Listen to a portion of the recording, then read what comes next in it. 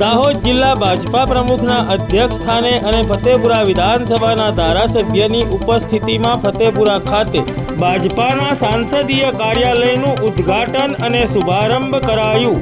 તારીખ 28 એપ્રિલ 2024 અને રવિવારના રોજ સવારે 11 કલાકે ફતેપુરા તાલુકાના મુખ્ય મથક ફતેપુરા ખાતે એપીએમસીની સામે જલારામ કોમ્પ્લેક્સમાં દાહોદ જિલ્લા ભાજપા પ્રમુખ શંકર આમલિયારના અધ્યક્ષ સ્થાને અને ફતેપુરા 129 વિધાનસભા મત વિસ્તારના ધારાસભ્ય રમેશ કટારાની ઉપસ્થિતિમાં ફતેપુરા તાલુકાના ભાજપાના સંસદીય કાર્યાલયનો ઉદ્ઘાટન અને શુભારંભ કરાયો। આ પ્રસંગે ફતેપુરા તાલુકા ભાજપા પ્રમુખ રામા પારગી તેમજ ફતેપુરા તાલુકા ભાજપાના વિવિધ હોદ્દેદારો અને મોટી સંખ્યામાં ફતેપુરા તાલુકા ભાજપાના કાર્યકરો ઉપસ્થિત રહ્યા હતા। આજે ફતેપુરા તાલુકામાં ભારતીય જનતા પાર્ટીનો આગામી ચૂંટણી જીતવા માટે ભારતીય જનતા પાર્ટીનું કાર્યાલયનો શુભારંભ કરવામાં આવ્યો હતો।